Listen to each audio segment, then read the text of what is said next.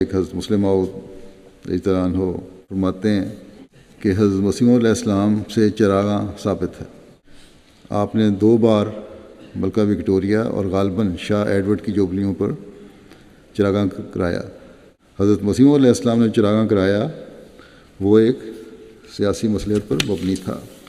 اور اسی طرح بعض اوقات آپ ہمیں آتش بازی بھی لے دیا کرتے تھے تاکہ بچوں کا دل خوش ہو، اور فرمایا کرتے تھے کہ گندک کے جلنے سے جراثیم ہلاک ہو جاتے ہیں. چنانچہ آپ نے کئی دفعہ ہمیں انار اور پھلجھڑیاں وغیرہ منگوا کر دیں. گویا ایک قسم کا ضیاء ہے مگر اس میں وقتی فائدہ بھی ہے. گو ایسا نمایاں نہیں مگر اس سے بچوں کا دل خوش ہو جاتا تھا، اور بچوں کے جذبات کو دبانے سے جو نقصان پہنچ سکتا ہے اس سے بچاؤ ہو جاتا تھا.